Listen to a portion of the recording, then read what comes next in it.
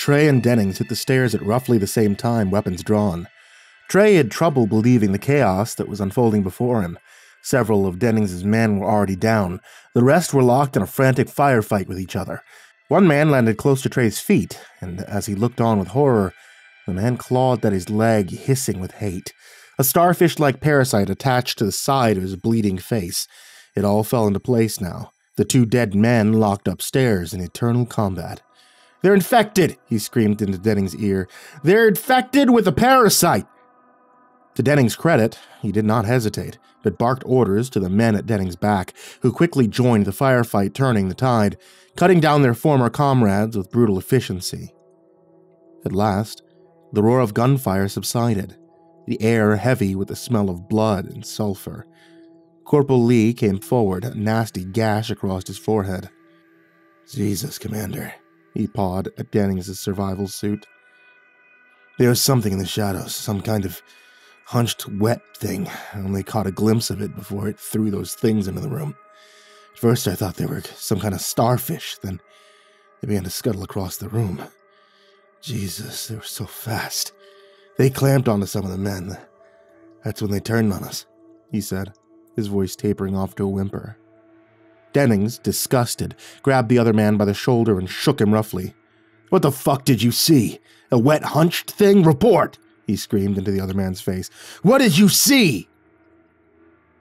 And then, the big burly sergeant rushed over. "5 of the men are down, Commander. 2 severely injured." Dennings ignored him, taking a deep breath. He never took his eyes off the trembling corporal before him. "Report!" he said again. "Tell me, what did you see, Corporal?" The other man, remembering his training, calmed his breathing and began to speak in a firmer tone. "I only caught a glimpse, Commander.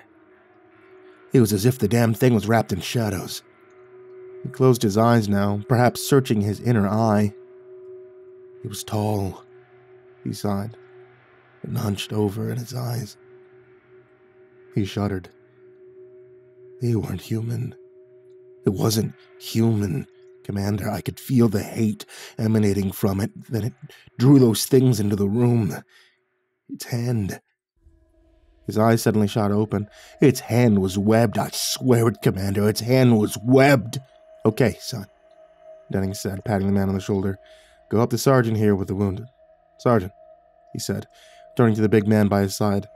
"Form a secure perimeter. Lock down the entrance. We still have a job to do. Lieutenant," he turned to Trey, "we're heading upstairs to check the safe room." "You're shitting me," Drayton replied. "You think if anyone was still alive, they wouldn't have heard all that commotion?" "That's not the point," Dennings growled. "We have a mission to secure those executives, and I'm not leaving here until I know what happened to them, one way or another. Now get moving," he said, taking hold of his rifle. He didn't quite point it at Trey, but the implied threat was obvious. Still, Drayton held his ground. "If you want me up there with you, I want a rifle. Seems like you have some spares now." "Fine," Dennings replied. "Go grab yourself one if it makes you feel better." Trey did not have to be asked twice, but knelt down by one of the dead men. The man had been shot in the face. Blood, bone, and teeth lay scattered all around the body, and Trey tried not to look too hard as he grabbed up the rifle and slung it around his neck. "Happy now?" Dennings smirked at him. "Now get going, ladies first," he said, motioning to the stairs with his rifle barrel. Quickly moving as silently as possible, their heads on a swivel, the 2 men headed down the second-floor corridor, stepping over the 2 dead men. Their boots crunched on broken glass as they came to the second-floor stairwell. Dennings took Trey to one side. "Okay, this is it. The safe room is at the end of the 3rd-floor corridor. I'm going in first. You watch my back, weapons free. You see one of them scuttling monstrosities, you fucking will blow it away. One of those things attaches itself to me. You don't hesitate. You put me down. You got that, Lieutenant?" "Shouldn't be a problem, Commander." Trey smiled at him. Dennings nodded. "Yeah, you keep that hate, Drayton. If it gets you through. You may not like me. I ain't too fond of you either, but I still have your back. What I need to know is, Do you have mine? Drayton thought it over for a second. Yeah, he nodded. I have your back. You may be a corporate asshole, but at least you're human. Well, that'll have to be enough for now, Dennings replied. Now get behind me. Try not to shoot me in the back. You ready? Trey nodded. Okay. Dennings said, taking in a deep breath. Let's do this. Turning towards the door, he gave it a hard kick, making Trey wince before rushing into the corridor, his rifle raised high before him. Trey followed him in, taking the opposite side of the corridor. There were bodies sprawled across the floor. Dried and congealed blood seemed to be everywhere, streaked across the walls, splashed all over the low ceilings. As for the bodies themselves, they had been torn open. Most from the rear, and Trey noted the large metal door wide open. His best guess was that these were the executives Dennings had been so desperate to find. They had made their play for the safe room and been cut down in their mad panic. Fuck, Denning whispered, hand over his mouth and nose as he signaled to Trey forward. Look at this, Denning said, kneeling down by a woman in a torn business suit. These parasites didn't do this. Her back was shredded right down to the spine. You see the claw marks? Yeah, Trey swallowed hard. But who is she? Denning shook himself as if coming out of a trance before removing a small device from his combats. Gently, he raised the woman's bloody blonde hair, revealing a small barcode on the back of her graying neck, which he quickly scanned. The device beeped, and Dennings read the name out in the display.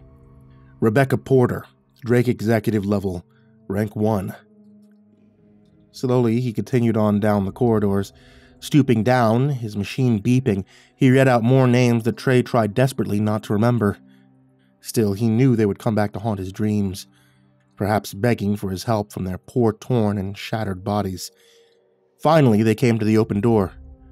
Mr. Drake! Dennings called out. Mr. Drake! He called again. Entering the room, his voice growing desperate. Drake! Drayton hissed. What are you saying? He's here? Of course not. He said his nephew, Marcus, to oversee the operations, but he isn't amongst the dead, and he certainly isn't here, he said, scanning around the small room. I was hoping, when we came across that life pod, he'd be inside. That was just another grunt. Touching, Trevor murmured. So what now? Now we head over to the refinery and check it out to see if there are any survivors. You mean look for that Drake asshole? Drayton spat back at him, but Dennings only shrugged unapologetically.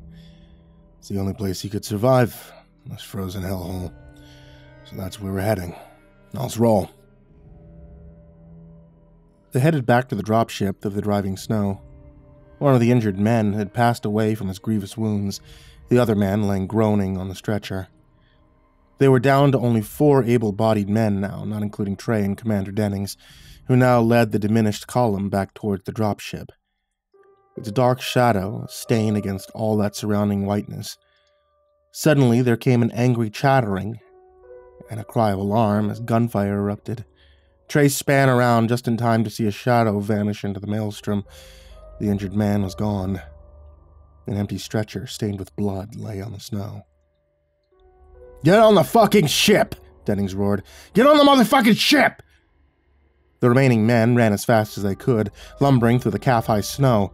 Something moved just on the edge of Trey's vision, and without hesitation, he fired a hit stream of explosive lead, laying down suppressing fire as the men breathlessly clambered on board, before Dennings hit the switch, closing the ramp and sealing them safely inside.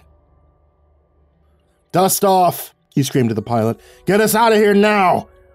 The pilot didn't need to be told twice, and within moments, the bedraggled survivors were in the air, buffeted by the strong winds of Eurydius's atmosphere. Take us over to the refinery, Dennings ordered. Hearing this, the remaining men began to grumble, and the large sergeant who had reported earlier climbed to his feet. Sir, with all due respect, we are hurting bad here. Whatever's going on, we need to report it immediately. Get back to the ship and await reinforcements. I don't need your opinion, Sergeant Cooper. Dennings turned on him. You want to go back to Drake Corporation and explain how we left one of their executives to die out here? Oh, and a family member to boot. May as well slit your own throat. Now he laughed, and it disturbed Drayton to hear the edge of hysteria in his voice. Sir, the sergeant continued, for all we know, he may already be dead. I mean, we don't know what we're even dealing with here. You, he said, pointing at Trey, you ever heard of these things here on Eurydius? Trey shook his head. From what I read and researched before we left, Eurydius does have some indigenous life, but nothing like this. Mostly it consists of small fish-like creatures and crustaceans living in the ocean beneath the ice. No intelligent life. Intelligent life. Denning scoffed. You think those things out there are intelligent? Trey shrugged. That attack seemed pretty coordinated to me. And the use of those parasites against us? Yeah, I think there is some level of intelligence to be sure. There you go, Cooper said, feeling validated. Fine, Denning said, looking slyly at the other man. You want to go back? Fine. Then I will relinquish my command over to you as the next senior rank and let you make that decision. No, wait a goddamn minute, a sergeant flustered. I never said... That's right, Denning hissed at him. You have nothing more to say. Now sit the fuck back down. We're heading over to the refinery, even if it's just a quick sweep of the area. That way we can go back and say we gave it our best shot, and then we are out of here. That seemed to placate the men somewhat, and the big sergeant sat back down, his eyes downcast. Trayton, meanwhile, had stood up and gone over to sit by the tech corporal Lee. Hey, do you think you can patch me into the personal record files? He said, booting up the PDA on his wrist. Maybe this Marcus Drake could help us find out what the hell's going on here. Lee licked his lips nervously. That would be in direct violation of Drake Corporation policy. They could have me up on charges of espionage. You know the sentence for that? I mean, those assholes even have their own prisons. They fucking own everything back on Earth. Trey nodded. Yeah, don't I know it. You can't even get a candy bar without their name plastered all over it, but... We need this, man. I don't think the commander over there, he said, nodding towards Dennings, has any intention of just having a quick look around and then bolting back to the ship. He catches me as a do-or-die kind of guy. He knows damn well if he doesn't return with at least a body or some damn good answers, he's royally fucked. At least if we can get some answers, we may stand a chance. After all, knowledge is power. Lee gave a strange smile. I think we are fucked. Either way, guess this is no harm in it at this point. Okay, my man, Trey smiled, laying a hand on the other man's shoulder. Now jack me in. Lee began to type furiously on his PDA. Damn firewall, he murmured, a small sweat breaking across his brow. Got you, asshole, he finally murmured, before syncing his own PDA with Trey's. Sitting back, Trayton hit receive and closed his eyes. A small screen appearing across his vision. He didn't like using his Neuralink like this, but sometimes it was the fastest way to get things done. And there it was. Marcus Drake's personal logs. The first one dated back 2 months ago. At first, it was all mandatory stuff. The mining facility had already been up and running when he had taken over, tapping into the vast wealth of Eurydius, making Drake Corporation trillions in new dollars every year, and funding their latest round of space exploration. Next was a report of communications issues, solar storms with high magnetic particles that had taken the comm systems offline. They were attempting repairs, but so far no dice. Still, mining operations were not affected, and even better news, the survey teams had discovered a new cluster of jadeite pearls, in a so far undiscovered trench in the depths of Eurydius's oceans, only a few miles from the portable's submersible bays. Goddamn two-tier operation, Trayton murmured. Drill the land for the lithium, harvest the oceans for the jadeite. The rest of the logs were more of the same until the last entry, dated 2 weeks ago. The portable harvesters and submersibles have been moved across the ice to the new location. Massive holes had been punched through, and the submersible bays and habitats had been sunk to the ocean floor on the edge of the Great Chasm. For the next few weeks, the submersibles and harvesters would gather the jadeite pearls, then return to the surface with the treasure, ready for the processing. After that, there was only one other short entry consisting of only 4 words. Cries from the deep. Then there was nothing. No more entries, no more files. Nothing. Sighing, fighting a headache, Drayton disconnected and opened his eyes, rubbing at his temples. He was suddenly afraid, more afraid than he had ever been. The shock of the last few hours that had covered him like a Novocaine blanket suddenly fell away, leaving a deep-seated dread that stole his breath away. Putting his head between his legs, he tried to level out his breathing as the dropship finally dusted down with a jarring thud.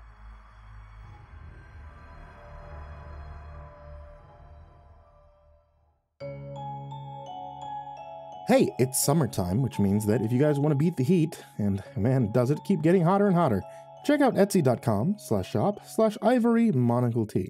You can always get yourself a little bit of iced tea from there. I think using a darker tea like the Dark and Stormy Night you can be able to get, which is the Mr. Creepypasta themed one. It's kind of perfect doing like a dark sweet tea, and I don't know, maybe it's the Texas man in me, but a sweet tea is great in the hot summer. Once again, that's etsy.com/shop/ivorymonocletea. As always, I want to give a very big thank you to everybody out there on patreon.com/Mr. Creepypasta. A very, very big thank you to everybody there, and to especially Jordan Humble, Diana Kraus, King Crab, Calcifer420, Veronica Lynn Lopez, Marlon Chavez, Azazel66603, Ethan Leon, Polaris Prospect X, Blake Rattler, Viceroy Scorn, Samara Lynn, Disciple, Sillyman, Brandon Mendoza, Brimstone Pandemonium, Caltuna, William Wellington, Scruffy the Janitor, Brenna Crow, Lakeda Canizales, Smiley the Psychotic, Dante Kincaid, Simba's Bloody Mojo, Curse Pox Primarch, M, Jettis Pet, Clonable, Jay Kieran, Mike, Himo Jerry, Crusader Chocobo, Remember the Sun, Estebean, Hour Minute Second Time, Seclude, Salty Surprise, Red Shadowcat, Turtleman, Mr. Marcus Blitz, Voice of Sand, Phycomel, Melted Lake, Tully Sue, Croconut 509, Stricken, Freddy Krueger, Hades Nephew, Tommy Walters, Acid System, Sky Harbor, Nico Kyle, Tristan Pelton, Ball Arms the Rat, The Ginger Bros, Daniel Polson, and Corey Kinchin. To all of you guys there, everybody who's down in the description, and everybody who can just give $1, I want to say thank you to you guys. You guys are the best. I love all of you, not just for supporting me, but for listening, for enjoying, and for always being there. And if you would like to join this list in the description, or this list of names that I terribly mispronounce, head over to patreon.com/Mr. Creepypasta. And now, sweet dreams.